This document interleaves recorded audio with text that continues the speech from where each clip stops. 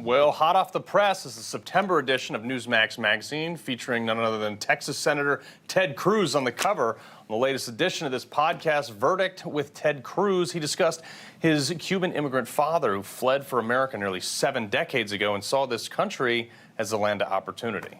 It's a far cry from where America is currently portrayed or on the college campuses all over the country right now. It's my pleasure to welcome in Texas Senator Ted Cruz. Carl, great to be with you. Thanks for having me. Sir, I want to go through something here. We recently saw that Harvard, as it's known as one of the greatest schools for educational institutions there is.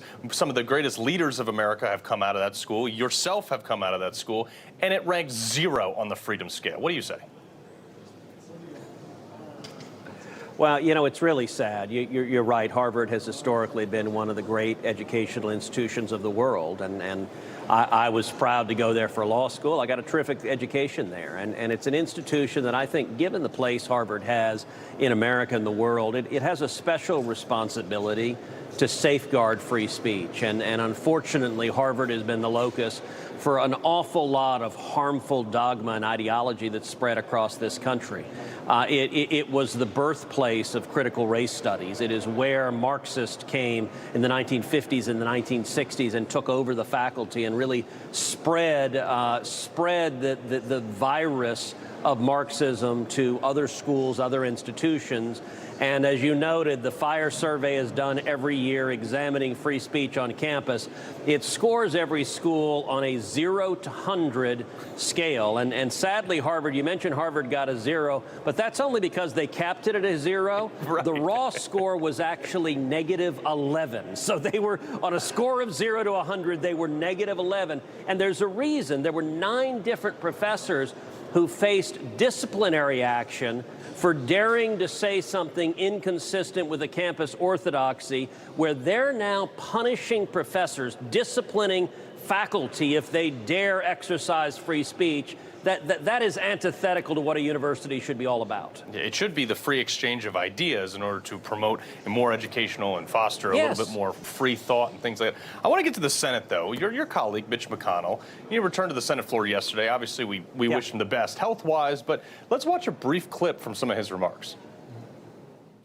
Now, one particular moment of my time back home has received its fair share of attention in the press over the past week. But I assure you, August was a busy and productive month. Obviously, we should point out that he's had some remarks earlier today, and no visible issues there. Have you heard anything about these health concerns? But also, are you concerned? Well, listen, the 2 recent health scares that Mitch had, those were concerning, obviously. I've been praying for him. Heidi's been praying for him. I'll tell you this, Mitch is stubborn as a mule. He and I have disagreed on a lot of issues, but he's been in the Senate a long time, and I'm hoping he comes to a full and speedy recovery. I got to say, Carl, one of the things that's striking, so the Senate's been back in session for the last 2 days. In the last 48 hours, without exaggeration, I probably have gotten upwards of 50 to 75 questions from the Capitol Hill reporters, all about Mitch McConnell, Mitch McConnell, Mitch McConnell. And to all of the reporters, I just can't help but laugh. And I say, I'm curious, why have I gotten more questions in 2 days about Mitch McConnell's health than we've heard in 2.5 years about Joe Biden's obvious mental decline? Joe Biden has his finger on the nuclear button. He's the commander-in-chief, and none of the Capitol Hill press wants to address the very serious mental infirmities, not to mention more than one Democrat senator who has very significant health issues as well, and yet the press has utter and complete silence on those issues as well. And he just got up and walked out of a Medal of Honor ceremony just yesterday. It was unbelievable. Real quick before I let you go, I got to get to the border.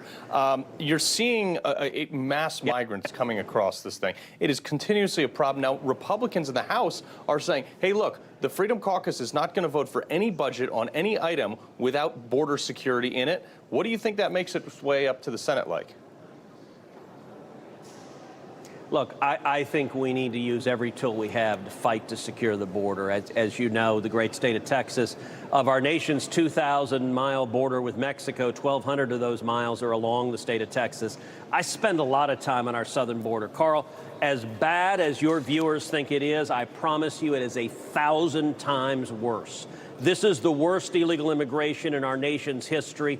Over 7 million illegal immigrants have crossed under Joe Biden. We have open borders. We have the Biden body bags keep piling up. And Senate Democrats and House Democrats, they want those illegal immigrants to come.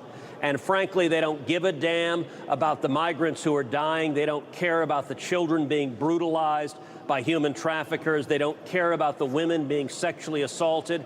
And tragically, they don't care about the over 100,000 Americans that died last year of drug overdoses, 70% of which came from Chinese fentanyl flooding across the southern border.